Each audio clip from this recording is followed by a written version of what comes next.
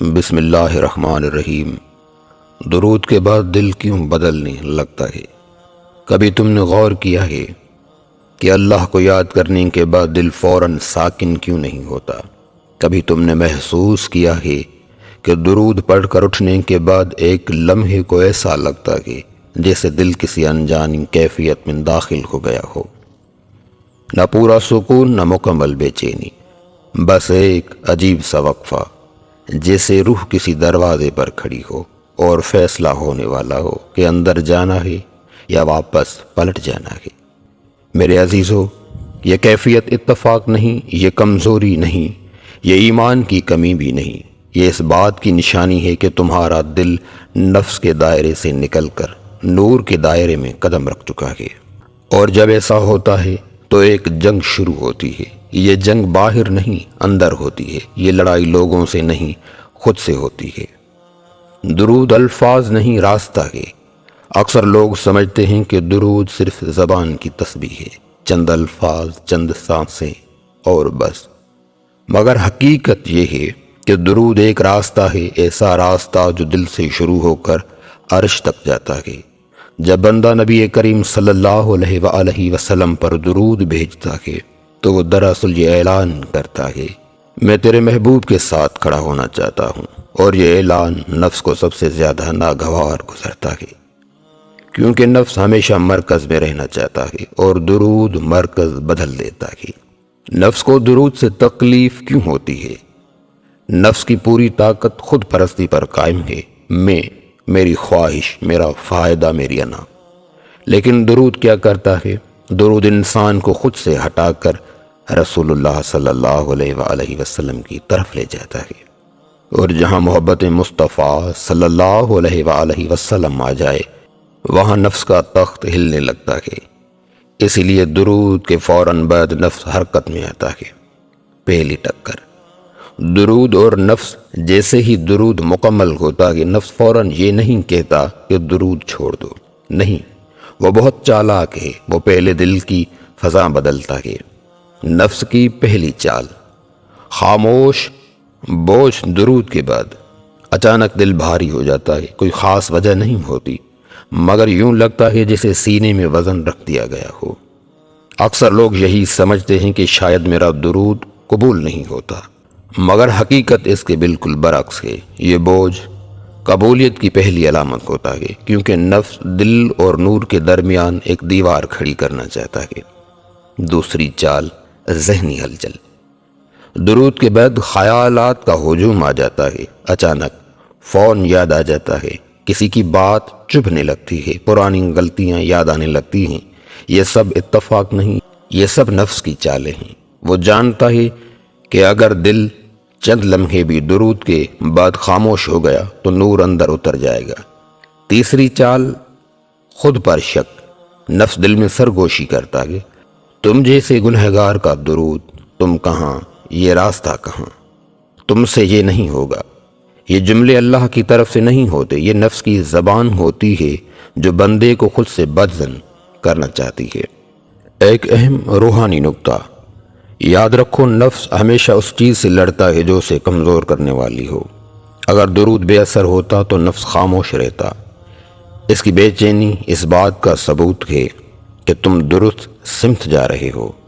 دل کی پہلی تبدیلی، اگر تم نے محسوس کیا ہو کہ درود کے بعد دل حساس ہو گیا، گناہ سے پہلے زیادہ برا لگنے لگا، گناہ پہلے سے زیادہ برا لگنے لگا، تنہائی چبھنے کے بجائے سوچنے پر مجبور کرنے لگی، تو یہ اس بات کی علامت ہے کہ دل نے پہلی بار نفس کے خلاف خاموش بغاوت کر دی ہے۔ حصہ اول کا خلاصہ، درود صرف الفاظ نہیں، نور ہے۔ نفس کو درود سے تکلیف ہوتی ہے، درود کے بعد بے چینی کمزوری نہیں، یہ دل کے بدلنے کی ابتدا ہے۔ دوسرا حصہ، درود کے بعد آنے والی تھکن، نفس کی سب سے خاموش چال۔ میرے عزیزو، درود کے بعد اگر دل پر بوجھ آتا ہے تو اس کے فوراً بعد اکثر ایک اور کیفیت جنم لیتی ہے، وہ کیفیت جسے ہم عام لفظوں میں تھکن کہتے ہیں۔ لیکن یہ وہ تھکن نہیں جو دن بھر کے کام کے بعد آتی ہے۔ یہ وہ تھکن بھی نہیں جو نیند کی کمی سے محسوس ہوتی ہے، یہ ایک خاموش روحانی تھکن ہے جو خاص طور پر درود کے بعد ظاہر ہوتی ہے۔ یہ تھکن کہاں سے آتی ہے؟ تم نے غور کیا ہوگا کہ بعض اوقات چند منٹ درود پڑھنے کے بعد دل بیٹھنے لگتا ہے، آنکھیں بند ہونے لگتی ہیں، جسم سست پڑ جاتا ہے، دل چاہتا ہے بس لیٹ جائے، اور انسان خود سے کہتا ہے شاید میں بہت تھک گیا ہوں۔ مگر سچ یہ ہے کہ اگر یہ جسمانی تھکن ہوتی تو دن کے باقی کاموں میں بھی نظر آتی۔ یہ تھکن صرف درود کے بعد کیوں؟ نفس کی حکمت عملی۔ میرے عزیز دوستو، نفس بہت اچھی طرح جانتا ہے کہ وہ درود کو براہ راست نہیں روک سکتا۔ وہ یہ نہیں کہتا درود مت پڑھو، کیونکہ یہ بات دل فوراً رد کر دیتا ہے۔ اس لیے نفس زیادہ باریک راستہ اختیار کرتا ہے۔ وہ کہتا ہے بس تھوڑا آرام کر لو، بعد میں پڑھ لینا، ابھی طبیعت ساتھ نہیں دے رہی۔ یہ نفس کا سب سے خطرناک ہتھیار ہے، کیونکہ یہ نیک مشورے کے بھیس میں آتا ہے۔ نفس جانتا ہے اگر یہ لمحہ گزر گیا، اگر درود کے فوراً بعد تم نے چند لمحے خاموشی اختیار کر لی، دل کو سنبھال لیا، اس کیفیت میں ثابت قدم رہے، تو نفس جانتا ہے کہ پھر اس کی گرفت کمزور ہو جائے گی۔ اسی لیے وہ فوراً تھکن ڈال دیتا ہے تاکہ دل بیٹھ جائے، توجہ ٹوٹ جائے، درود کا سلسلہ رک جائے۔ ایک بہت گہرا روحانی راز، یہ بات بہت کم لوگ جانتے ہیں۔ جب روح طاقت پکڑتی ہے تو نفس تھکن کا ہتھیار استعمال کرتا ہے، کیونکہ نفس براہ راست نور سے نہیں لڑ سکتا، اس لیے وہ جسم کو کمزور کر کے روح کو روکنا چاہتا ہے۔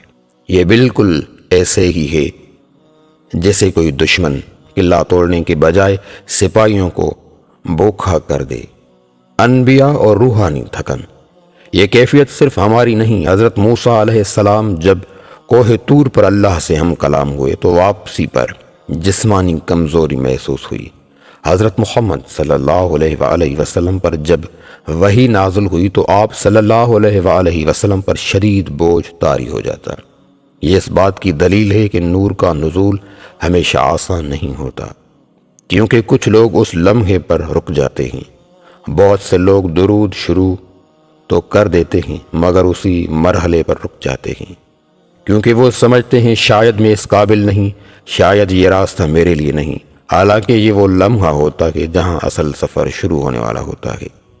نفس اور روح کی کشمکش، اس لمحے دو قوتیں آمنے سامنے ہوتی ہیں۔ نفس جو کہتا ہے بس اب کافی ہے، روح جو خاموشی سے کہتی ہے اور قریب، اور انسان ان دونوں کے درمیان کھڑا ہوتا ہے۔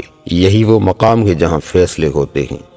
اگر اس تھکن میں ثابت قدم رہے تو، اگر تم نے اس تھکن کے باوجود درود ترک نہ کیا، دل کو الزام نہ دیا، خود سے مایوس نہ ہوئے، تو ایک عجیب چیز ہونے لگتی ہے۔ کچھ دن بعد وہی درود تھکن کی بجائے طاقت دینے لگتا ہے، دل ہلکا ہونے لگتا ہے، سانس میں ٹھہراؤ آ جاتا ہے، اور روح پہلی بار سکون چکتی ہے۔ یاد رکھنے کی بات، میرے عزیز دوستو، درود کے بعد آنے والی تھکن تمہاری شکست نہیں، یہ اس بات کی علامت ہے کہ نفس خطرہ محسوس کر رہا ہے، اور جب دشمن گھبرا جائے تو سمجھ لو تم درست راستے پر ہو۔ دوسرے حصے کا خلاصہ، درود کے بعد کی تھکن عام نہیں، یہ نفس کی خاموش چال ہے۔ اس مرحلے پر بہت لوگ رک جاتے ہیں۔ ثابت قدمی یہاں سے اصل فتح کی طرف لے جاتی ہے۔ تیسرا حصہ، درود کے بعد بے چینی، جب روح جاگتی ہے اور نفس گھبرا جاتا ہے۔ میرے عزیز بھائیوں اور میری بہنوں، درود کے بعد اگر تھکن کے ساتھ ساتھ دل میں ایک عجیب سی بے چینی بھی پیدا ہو جاتی ہے تو اس سے گھبرانے کی کوئی ضرورت نہیں، کیونکہ یہ وہ مرحلہ ہے جہاں زیادہ تر لوگ غلط فہمی کا شکار ہو جاتے ہیں۔ وہ سمجھتے ہیں میں نے درود پڑھا تھا تو سکون آنا چاہیے تھا، یہ بے چینی کیوں آ گئی؟ مگر حقیقت اس کے بالکل الٹ ہے۔ بے چینی کیا ہے جو لوگ نہیں سمجھ پاتے؟ یہ بے چینی نہ تو گناہ کی علامت ہے، نہ ہی قبولیت کی کمی۔ یہ وہ کیفیت ہے جو اس وقت پیدا ہوتی ہے جب روح پہلی بار اپنی نیند سے جاگتی ہے، جیسے کوئی شخص برسوں کی گہری نیند کے بعد اچانک آنکھ کھولے تو کچھ لمحے اسے گھبراہٹ ہوتی ہے، یہی کیفیت درود کے بعد دل پر اترتی ہے۔ نفس اس بے چینی سے کیوں گھبرا جاتا ہے؟ نفس کو سب سے زیادہ خطرہ جاگتی ہوئی روح سے ہوتا ہے۔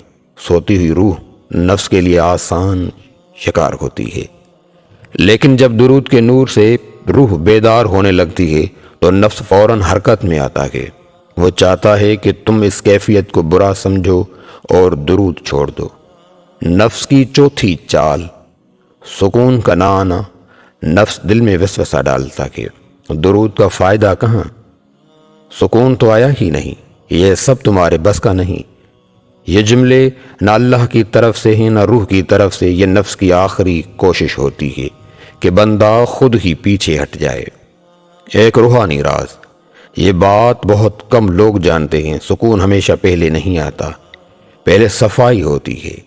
جب درود دل میں اترتا ہے تو وہ سب سے پہلے دل کے بوجھ، پرانے زخم اور چھپی ہوئی الجھنوں کو اوپر لے آتا ہے۔ یہی عمل بے چینی کی صورت میں محسوس ہوتا ہے، جسے زخم صاف کرتے وقت درد ہوتا ہے، مگر وہ درد شفا کا راستہ ہوتا ہے۔ کیوں اسی وقت پرانے گناہ یاد آتے ہیں؟ درود کے بعد اچانک پرانے گناہ یاد آ جاتے ہیں، شرمندگی بڑھ جاتی ہے، خود سے نفرت سی ہونے لگتی ہے۔ یہ سب اتفاق نہیں، یہ نفس کی نفسیاتی جنگ ہے۔ وہ چاہتا ہے کہ تم خود کو ناپاک سمجھو اور نور سے دور ہو جاؤ۔ حالانکہ سچ یہ ہے، جو شخص اپنے گناہوں پر نادم ہو وہ اللہ کی بہت قریب ہوتا ہے۔ اولیاء کرام اور یہ کیفیت، اولیاء اللہ فرماتے تھے جب ذکر کے بعد دل بے چین ہو تو سمجھ لو صفائی ہو رہی ہے، کیونکہ صاف ہونے والا دل پہلے تڑپتا ہے پھر سکون پاتا ہے۔ اگر اس بے چینی میں ثابت قدم رہے تو، اگر تم نے بے چینی کے باوجود درود ترک نہ کیا، خود کو الزام نہ دیا، اس کیفیت کو برداشت کیا، تو ایک وقت آتا ہے جب وہی بے چینی خاموشی میں بدل جاتی ہے، دل ٹھہرنے لگتا ہے، سانس نرم ہو جاتی ہے اور روح پہلی بار سکون کا ذائقہ چکھتی ہے۔ ایک نشانی یاد رکھو میرے عزیزو، اگر درود کے بعد گناہ برے لگنے لگیں، دل نرم ہو جائے، آنکھ نم ہونے لگے، تو یہ اس بات کی علامت ہے کہ نفس پیچھے ہٹ رہا ہے اور روح آگے بڑھ رہی ہے۔ تیسرے حصے کا خلاصہ، بے چینی ناکامی نہیں، یہ روح کے جاگنے کی علامت ہے۔ نفس سکون نہ آنے کا وسوسہ ڈالتا ہے، ثابت قدمی سکون کی کنجی ہے۔ چوتھا حصہ، درود کے بعد دنیا کی آوازیں کیوں تیز ہو جاتی ہیں؟ میرے عزیزو، کیا تم نے محسوس کیا ہے کہ درود کے بعد اچانک دنیا بہت شور کرنے لگتی ہے؟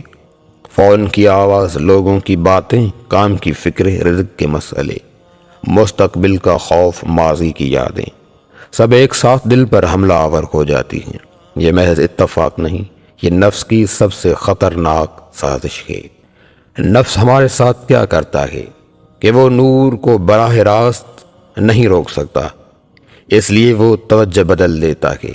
وہ دل سے اللہ کو ہٹا کر دنیا کو بڑا کر دیتا ہے۔ وہ تمہیں کہتا ہے پہلے یہ مسئلہ حل کرو، پہلے یہ کام نپٹا لو، پہلے زندگی سیدھی کر لو۔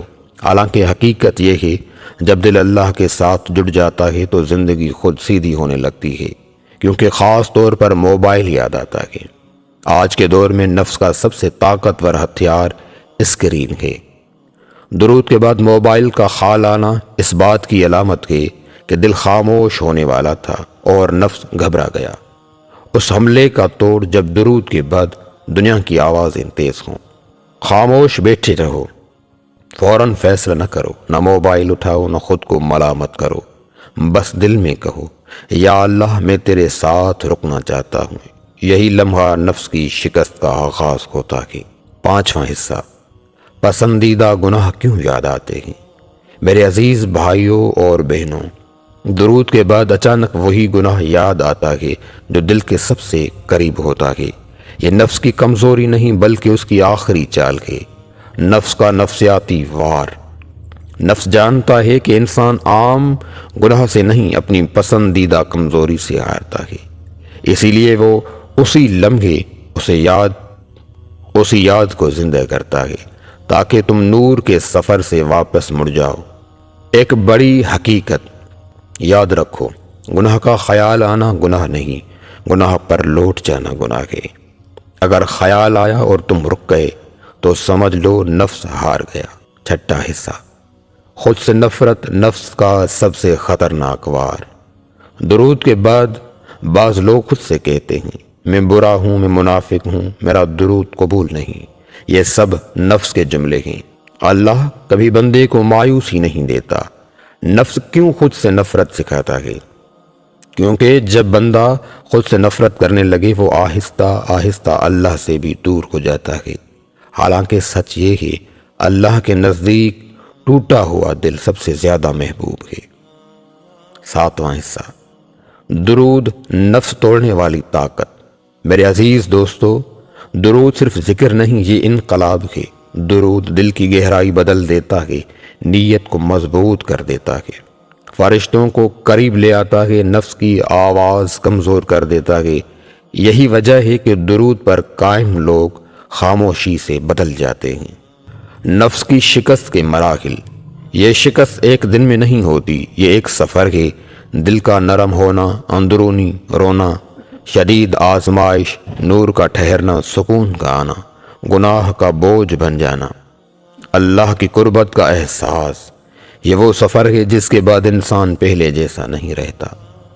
اصل فطرت کی طرف واپسی۔ جب درود دل میں جگہ بنا دیتا ہے تو انسان اپنی اصل پر واپس آنے لگتا ہے، وہ فطرت جو اللہ کی طرف کھینچتی ہے، جو سچ، حیا اور محبت پر قائم ہے۔ نفس انسان کو بگاڑتا ہے، درود انسان کو سنوارتا ہے۔ زندگی بدلنے والا لمحہ۔ ایک دن اچانک انسان محسوس کرتا ہے دل ہلکا ہے، سانس نرم ہے، تنہائی خوفناک نہیں، گناہ بوجھ ہے، ذکر میٹھا ہے۔ یہ وہ لمحہ ہے جہاں نفس ہار چکا ہوتا ہے اور دل جیت چکا ہوتا ہے۔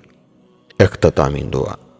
یا اللہ، جو اس تحریر کو یہاں تک لایا اسے خالی نہ لوٹا، اس کے دل کے اندھیرے دور فرما، اس کے نفس کو مغلوب کر، اس کی روح کو نور عطا فرما اور اسے درود کی مٹھاس نصیب فرما۔ اگر یہ تحریر آپ کے دل کو ذرا سا بھی چھو گئی ہو تو سمجھ لیجئے اللہ نے آپ کو یاد کر لیا۔ بسم اللہ الرحمن الرحیم۔